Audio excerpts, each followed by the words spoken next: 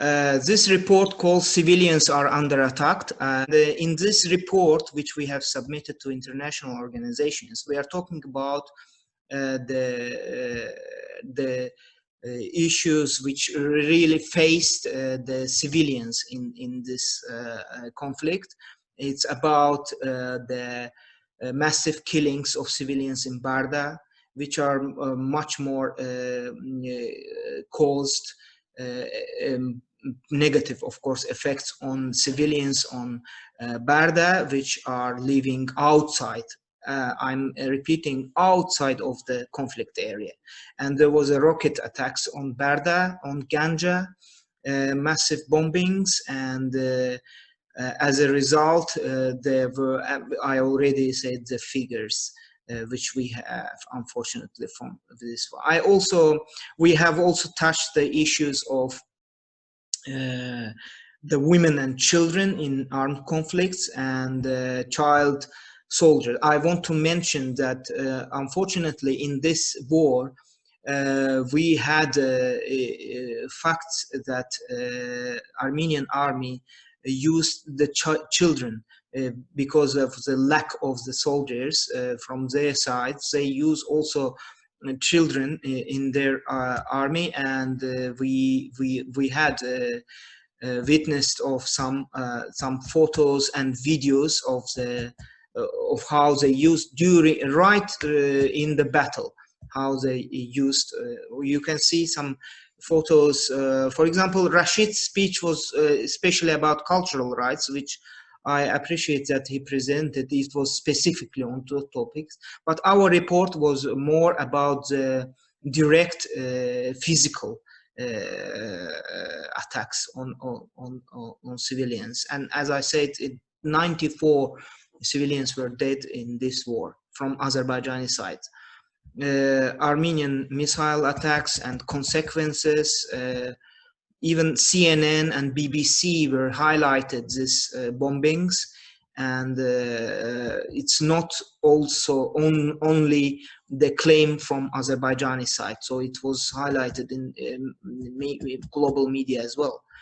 So, but all those also were a result of 3 times a violation of ceasefire by Armenia. And every time, minutes before the ceasefire agreement reached, they had bombings of Ganja or Barda or Tartar. These 3 cities are mainly affected by the war. There was also attack on oil pipeline, which was also we consider as a part of civilian infrastructure, which people directly benefit from this. And this southern gas corridor, they had I think the rocket right in 10 meters from this oil pipeline landed. So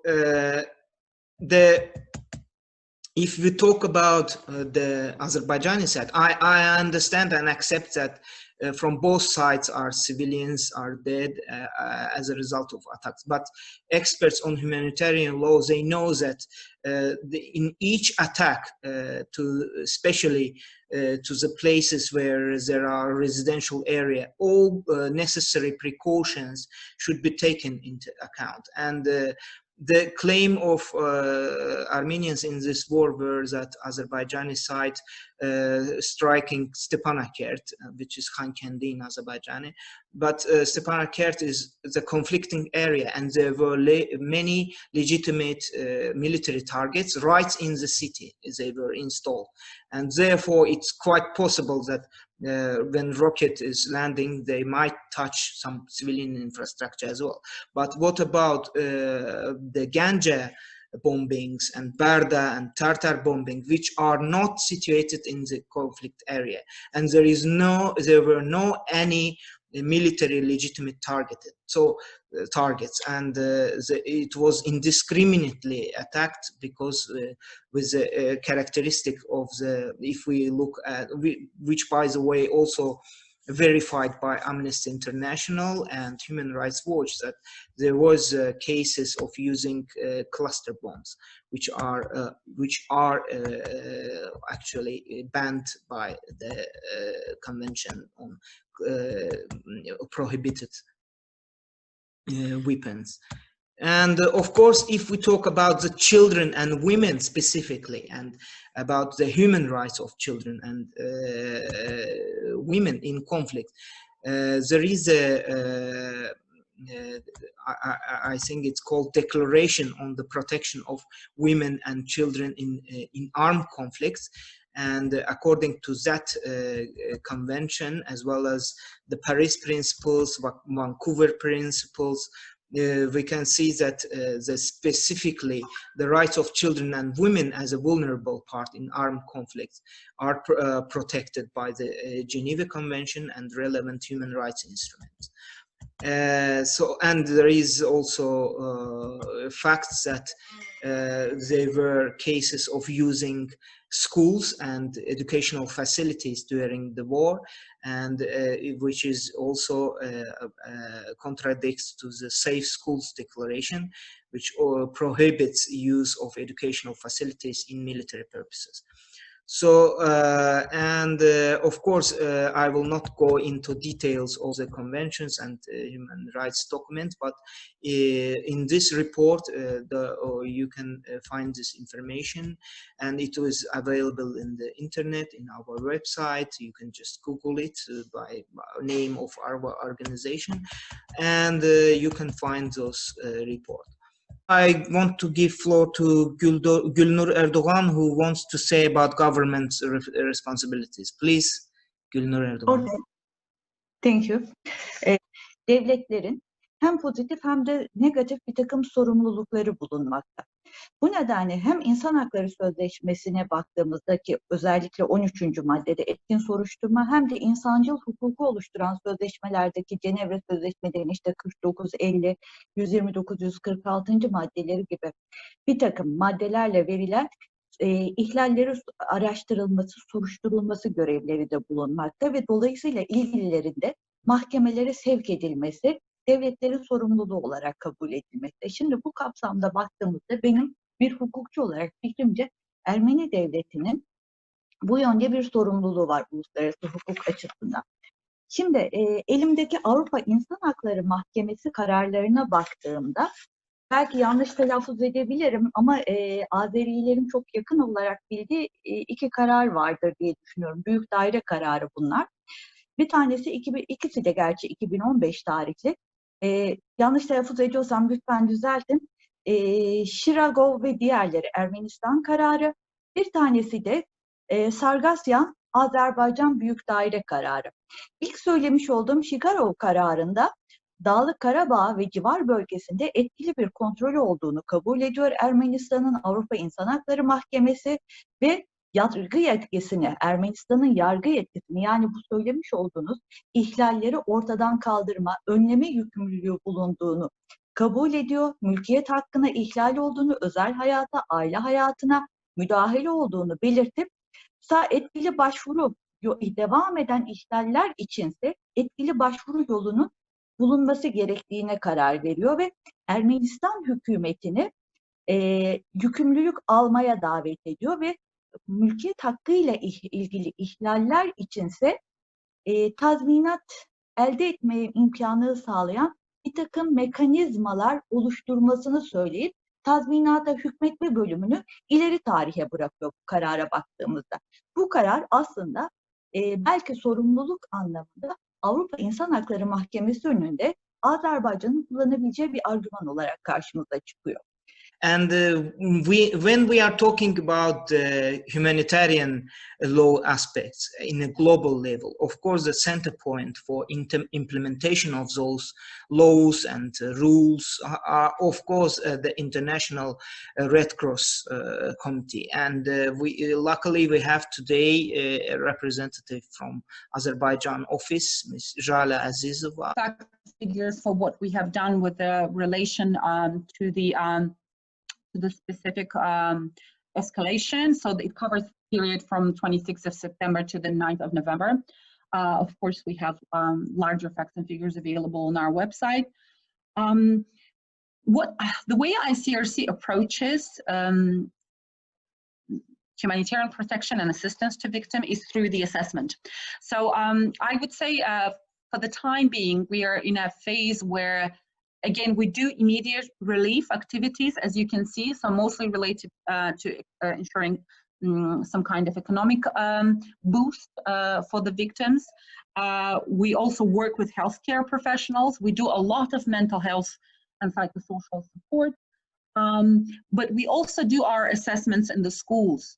We work with the Ministry of Education, so this is a project that we are now currently trying to figure out together what would be the best way to address the needs of children resulting from the immediate escalation. And it's very clear that there will be work ahead of us.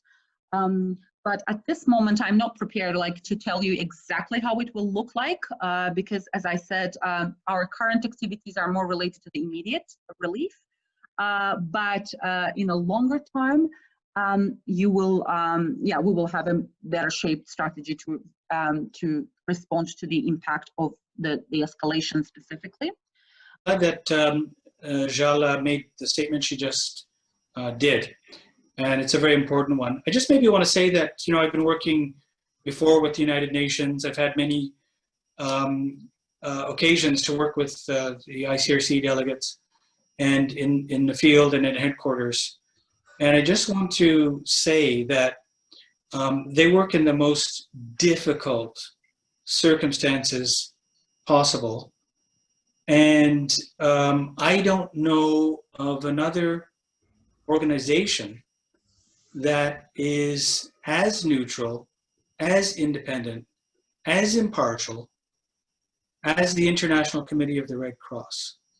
And I say that really from the bottom of my heart, because I've seen so many situations where all sides disagree and it's extremely emotional, it's extremely sensitive. They're looking around to criticize, and it's normal. But it's one thing to say, we could improve this, that, or the other thing. Everybody can improve. But I think that one has to put their emotions aside, difficult as it is, and not criticize unfairly. And I think it is an unfair criticism if we say that the ICRC is not neutral or impartial or independent. Because I can tell you from decades of work in this field, if you look at all the conflicts they've been involved in, they take such care to, be so careful. It even frustrates the United Nations and others because they say, can't you say something more? No, we don't want to say more because we're afraid that somebody will criticize us for not being neutral. So we're going to bend over backwards. We're going to be extremely careful so that we extend protection, humanitarian protection, to all those who need it, because that is what we're after. We're not after headlines. We're not after making a point, and even denunciations and things like that, we have to be very, very careful with. Jala said it very, very subtly, as ICR delegates do. But I can tell you from the outside, I'm not afraid to say that the ICRC is doing one-of-a-kind work that has to be extremely respected. So that I would just give a huge vote of appreciation and admiration for our ICRC colleagues and the very high standards that they succeed in achieving in terms of neutrality, independence, and impartiality. I really want to make that point as strongly as I can. Thanks. I think the role of the implementation and change and good experience we can find much more when we are working on the reforms of the United Nations as a treaty, not only the treaty but as a system, especially. What are we doing at this moment? For example, CEDAW committee adopting at this moment simplified forms of the reform, of the report, state reports. Trying to make it in simplified form, but at the same time trying to use a good experience of the state for the different states, compare, deliver it between the states. I know that several, the CRC committee doing the same work, and we are comparing the work and trying to show the best work, but they're using the international standards, including through the general recommendation of CRC, for example, in the question of child rights protection. During the 44-day war, as we call it, 44 days war, 94 people were died, and among them are 13 children. Actually, those are only civil. We are talking about civilians, and more than around 500 were injured, and more than 4,000 civilian infrastructure were destroyed during the 44 days war. And with these people, of course, those even civilians who are living far from the conflicting area, like Ganja, Barda, and other cities, they were also affected by the war. So what we need to do with those people who are affected with war, and especially children and women who are specifically protected by humanitarian law and also by human rights law. And with this, I want actually to give floor to Mr. Zubair Anwar Bawani, who is a former UNICEF consultant and now heading NGO in UK. And he is I was a witness of his work in Azerbaijan during the European Games, by the way, and I know he is an excellent organizer, and he's doing a great job on organizing work with specific people in need among people in many countries of the world. Thank you for that, by the way, Mr. Anwari, and please, floor is yours. Yeah. So just want to say thank you very much for allowing me the opportunity to be part of this esteemed call to action. As you rightly said, we've had the opportunity to work together previously, and I think it was unfinished business for me, unfortunately, back then. There's much great work to do. And under the think tank that I'm part of here in London, this is really about bringing people through platforms and mediums to really impart change. And I just wanted to say what you have done and the people on this platform today gives us an opportunity for reflection in what more we can do. And I took the opportunity when I received your call to be part of this and share my thoughts, that this was a moment of reflection for me. It's been 20 years since the UN developed Universal Children's Day, and that moment of reflection for me was clearly about what more can I do as an individual, as a purpose-driven leader, as someone who has influence to mobilize and inspire others at many different levels. What more can I do to help rebuild the lives of children affected by conflict?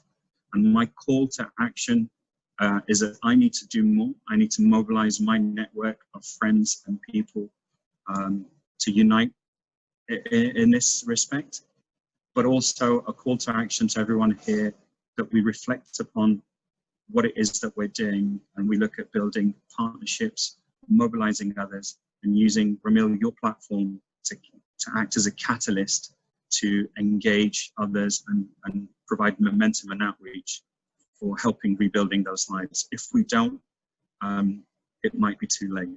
Thank you very much. Organization name Athelos, and Mr. Martin van der Ven, he will also kindly agreed to join our conference. Floor is yours, Mr. van der Ven. Thank you so much. I hope everybody can hear me. Yes. Yes, okay. Thank you, Ramil. Thank you, everybody throughout the world.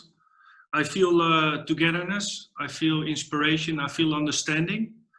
Although I try to understand this very complex world, where we want to help each other. And I think this is a hand towards each other to listen, to learn, and to act.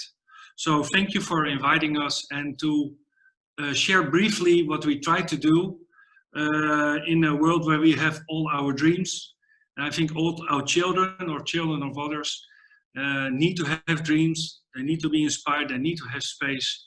They need to have the moment now also to grow in these very difficult times. And I want to thank you all for all your special efforts from all the specialists who have a better and good understanding how to protect that by law.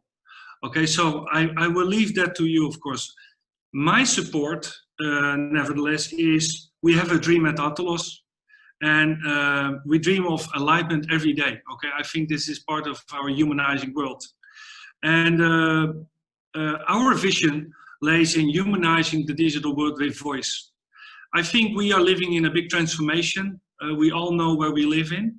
I think we all have the feeling in this pandemic period that we are less flexible, we have less space, we feel limited. So I have the impression sometimes we live as a refugee, although we know and we have an understanding what is freedom to speech and freedom to act. And I want to share this with you.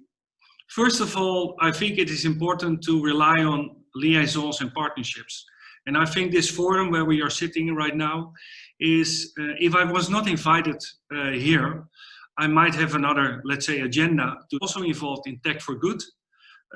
This is where we learn a lot from. At the end of the day, we are here humble to support.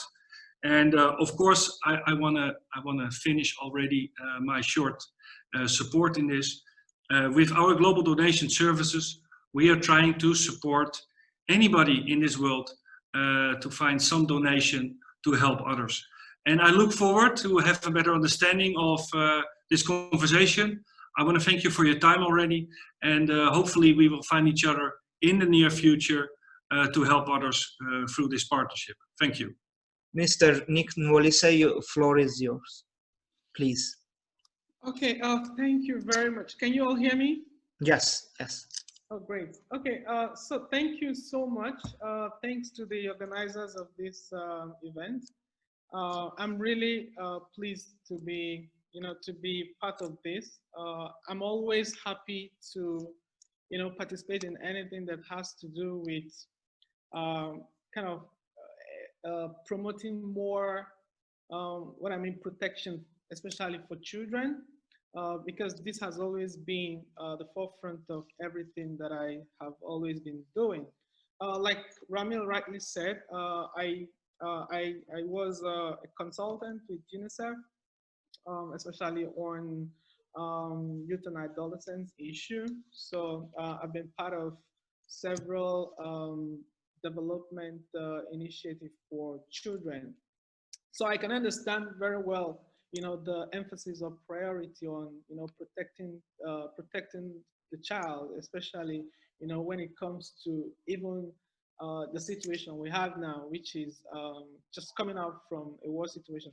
I think Ramil was kind of listing through some of the consequences of the war, and he said about, if I heard correctly, about 8 or 12 children, were direct victims that died, in terms of those that died, but we still, these are direct impacts that we know. But if we look across, the impact on children is actually bigger than what we would normally, have on the record, because, and as someone who has been really, really invested and involved in post-conflict reconstruction, and I have been very active on that in Azerbaijan.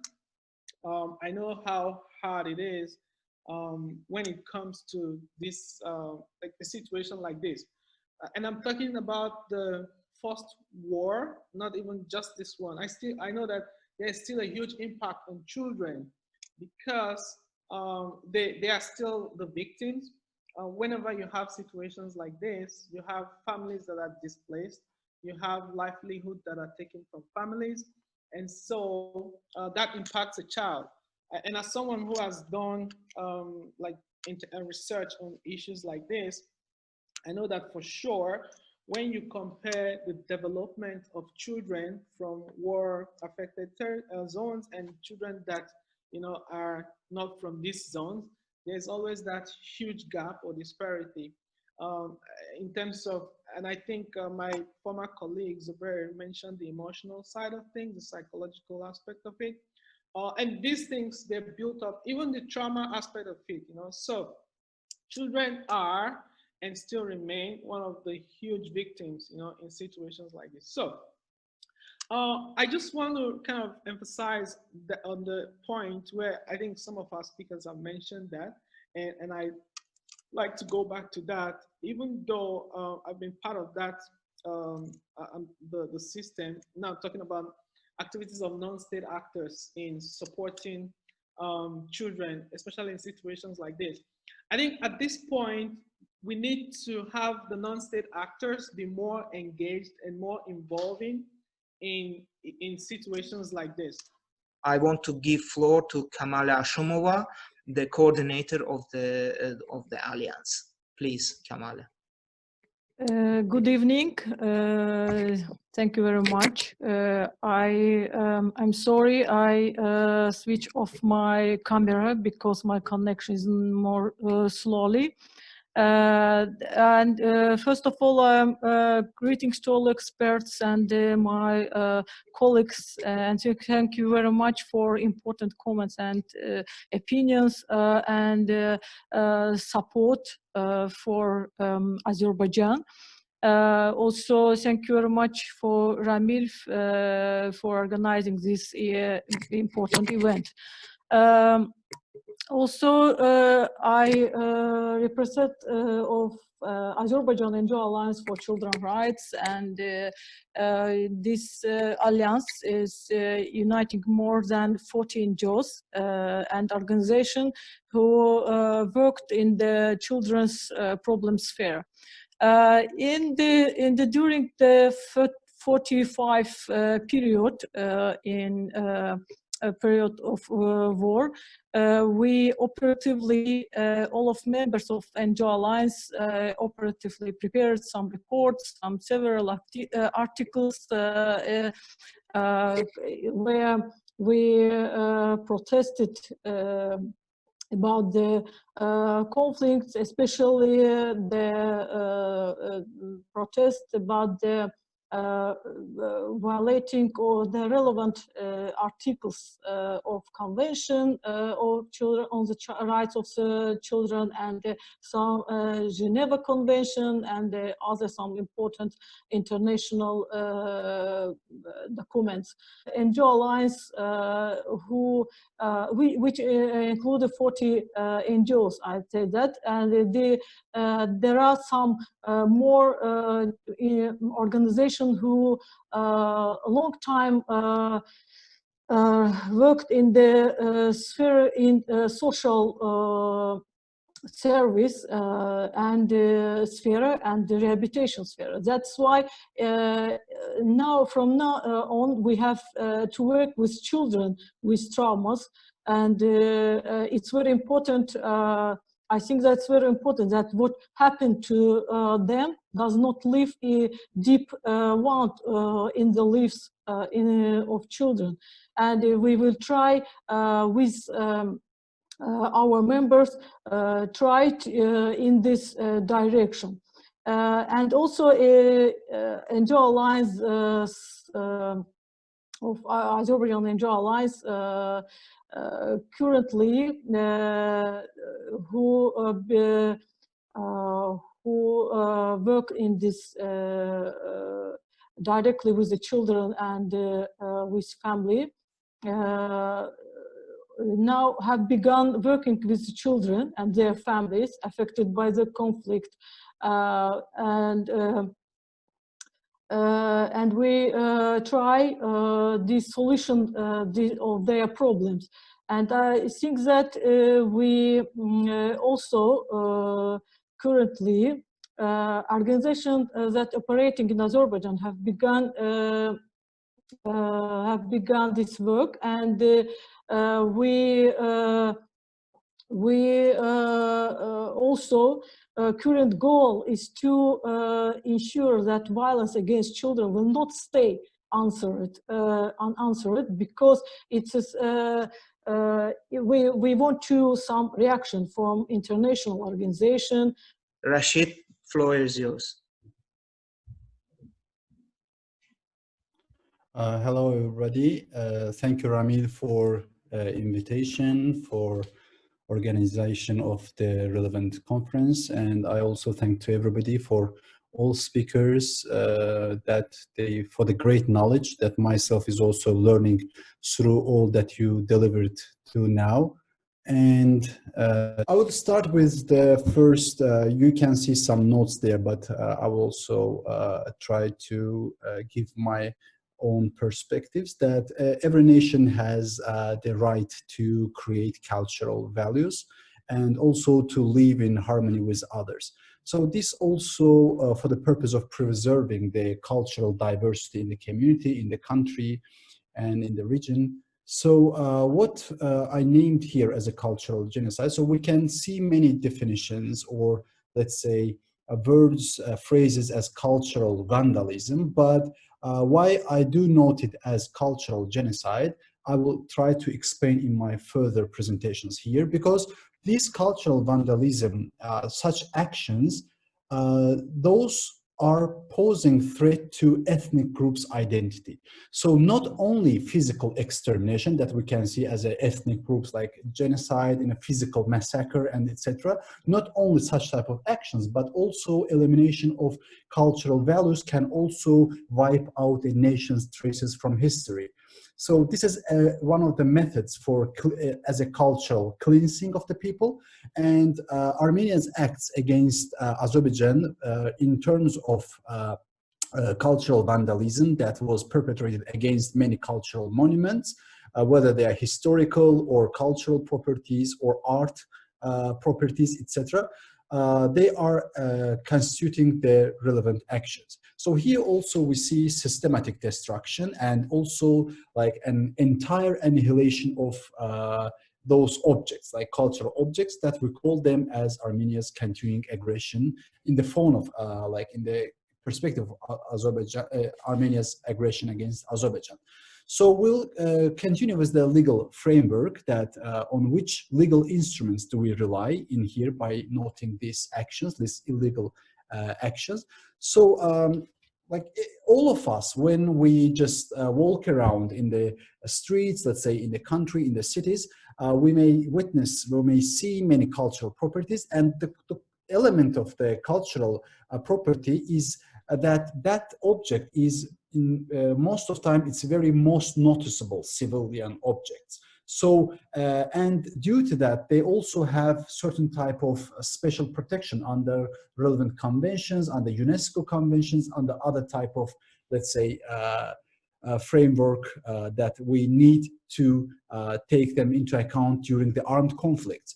So first I will start with the 1907, the Hague Convention, which is in respect to the laws and customs of war on land. So this convention is very notable because it provides like the detailed rules against the destruction of cultural property, and also provides certain type of protection of for those cultural and religious institutions in the occupied territories. But afterwards, like a very famous convention of the humanitarian law is 1949, the Geneva Convention. Of course, it's a very prominent one, but from the perspective of the cultural objects, unfortunately, it did not establish the special rules for protection of the cultural property during the armed conflict. But the very important convention in this perspective is the 1954, the Hague Convention for the protection of cultural property in the event of armed conflict, which is also, we call it UNESCO Convention. Why it is important? Because it's the very first treaty focusing exclusively on the protection of cultural property during armed conflicts, and it includes in itself like was drafted especially for taking actions against the mass destruction and falsification of historical and cultural monuments, like such type of objects. So this convention does not only respect and preserve the relevant objects, but also demands to take relevant actions for protection of these objects. If you had sticked more to the violations, serious violations of, for example, the 1954 Hague Convention on cultural property and the other instruments that you mentioned, some of them soft law, I think the case is a very, very interesting and important one. I want to ask Ruhiya to comment on her writing in chat. Please, Ruhiya. Thank you, Ramil. I'm greeting everybody from Lund, Sweden. I'm currently completing my studies in Lund University, International Human Rights Law Program. And I'm also the practicing advocate from Azerbaijan with more than 14 years experience.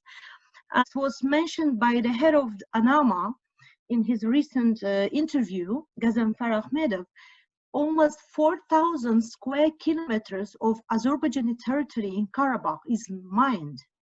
And there are more than 100,000 mines, and which has a very long-term impact on the lives of civilians living in Azerbaijan. And according to his statement, those mines were placed in the places which will be attended by civilian people, like mostly the places like water resources, near water resources, or near cemeteries, or near the electricity lines, etc. And he said that in order to clean these territories from weapons, it will take 5-6 years. But in order to clean from mines, it will take about 15 years. Can you imagine? 10-15 years it will take to clean the territory. And can you imagine how long-term impact that has on Azerbaijani people who will go back to those, to their lands, to their houses, which are destroyed actually. There is no any houses there left after the occupation. So this is the main, I think, threat to the lives of civilians. And we hear every day about the bad news. We get everyday bad news about the death of civilian people, death of peacekeepers and other people engaged in this process, peacekeeping processes. And just yesterday, I think one of one of the person from Azerbaijani armed forces was died because of that, because of mine, when he was trying to find the corpse and to deliver those corpses to the parties. Mr. Ramil Iskenderli, and I thank you so much for your kind invitation. So that I was able to attend this distinguished conference. I am attending from Ankara. I am a lawyer attached to Ankara Bar Association.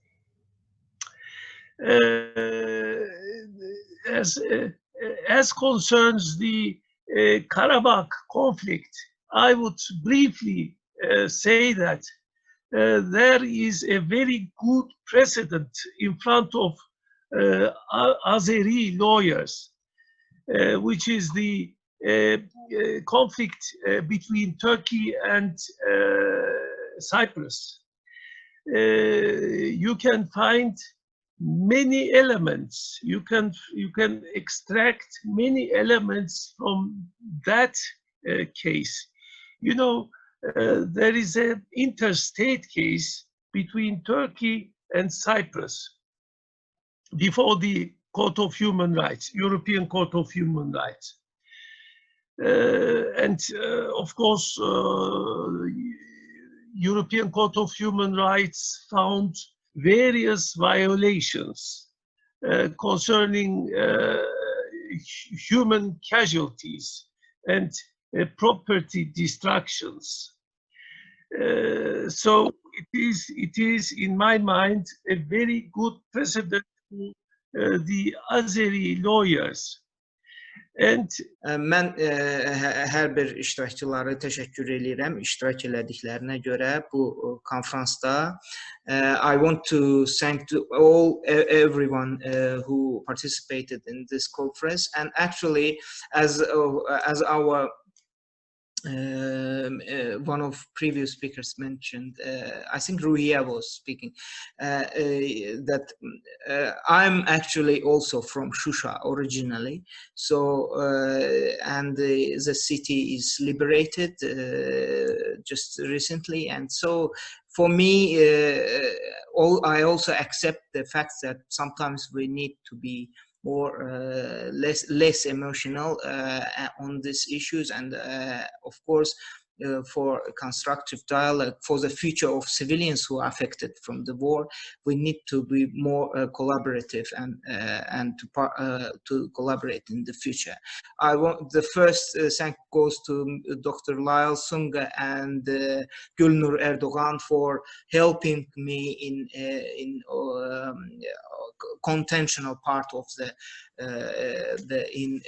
conference, and thank you so much for this, and thank you all for joining us. And I think that this type of humanitarian law conferences will be again conducted next year or biannually, but I'm sure it will be offline next time, and we will invite all of them to lively participate in our conferences, maybe in Baku, maybe in Shusha, maybe. So thank you so much, and see you next year, I think. Thank you. Thank you all. Thank you, Rami. Thank you. Thank you, everyone. Sağ olun. Thanks very much. Thank you very much for the discussion. Teşekkür ederim. Sağ olun.